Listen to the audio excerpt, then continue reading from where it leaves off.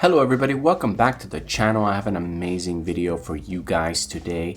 Check out this article from the New York Times. Now if you want to read this article in full, go ahead and look at my description. I will have a link to this article. Now here, check this out. Let's read. What's up with the crazy housing market? Rising mortgage rates, faltering home sales, skyrocketing rent. Here's how to make sense of a baffling real estate market. Now check this out, guys. After a 2-year boom, the United States housing market finds itself at a pivotal moment. Not pivoting, but pivoting to what exactly?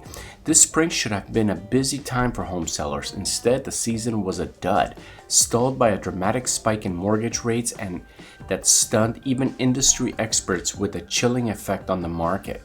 The frenzied environment we had become accustomed to, with its eye-popping price increases and bidding wars that left buyers dejected and sellers giddy, suddenly seemed to be a thing of the past. While buyers stood on the sidelines recalculating their much larger mortgage payments, sellers began realizing that offers of $100,000 or more over asking might not be forthcoming. Could you believe that, guys, that in the past 3 years people were putting offers of $100,000 or more, to just get that house? That is so crazy to me, because remember, when you get when the bank approves you for that loan, they're only going to approve you based on the appraisal of the house. So if you got to put $100,000 extra to get into the house, but the bank only, appraised it for, let's just say $100,000 less, if you're putting, like, for example, if a house is worth $800,000 and the bank appraisal is giving you, the bank appraisal is basically appraising the house at $800,000, but you have to put an extra $100,000 to get into the house. You got to pay over asking. You have to come up with this $100,000 on your own in cash, because the bank is not going to give you that extra money, because the bank's not going to lend you what if they think that the house value is less, right? So anything over what the appraisal comes in, it's out of pocket. So it's crazy to think people not only had like 20% to put down, but they had an extra $100,000 on top of that just to get into the house. It's crazy. So and over in the rental market, it's the Hunger Games. Rent is out of this world right now. You got places like in Miami where rent is just gone up so much. I can't believe how people are paying it. As rents skyrocket, the would-be renters in cities across the country compete with dozens of other applicants. Right now, we're in a conundrum of uncertainty. Housing hates uncertainty. The biggest enemy of the housing market is uncertainty, and we have buckets full of uncertainty. So we asked analysts, economists, and brokers to offer some clarity in the confusing time.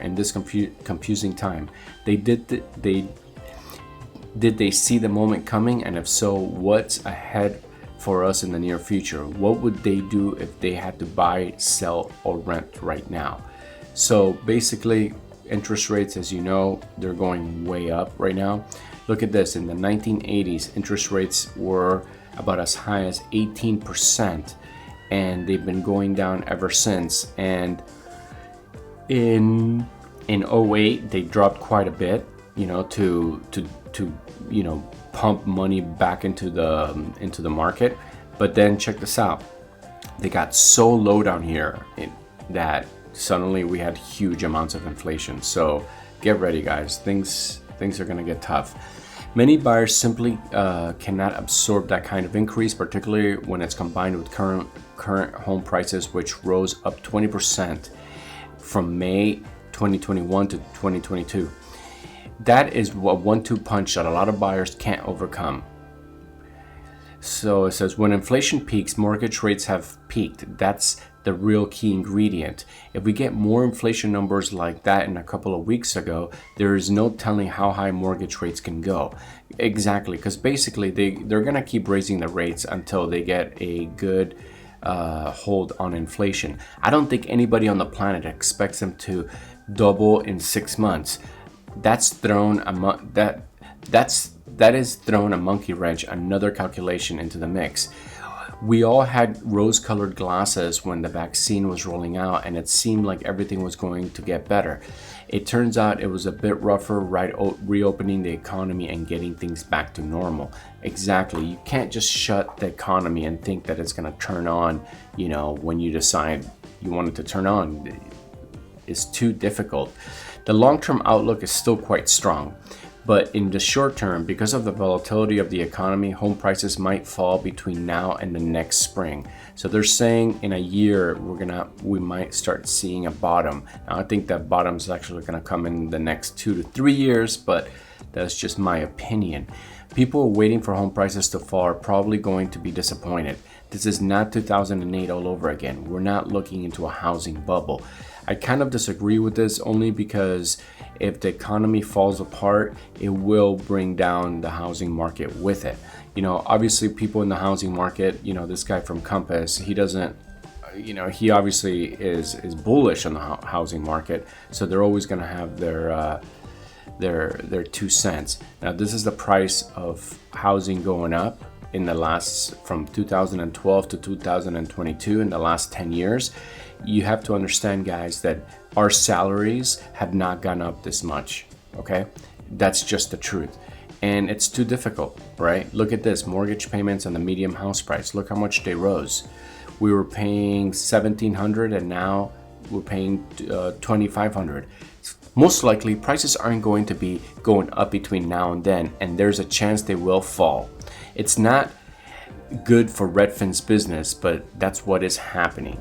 So I do expect the prices to fall, and if we keep reading the article, it's pretty good. I definitely encourage you guys to click on it and kind of get a more in-depth read on this.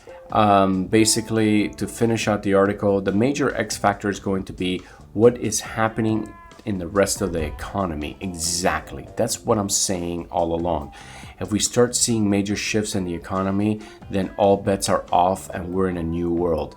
That's how basically what I just said earlier is, sure, this is not a housing bubble per se.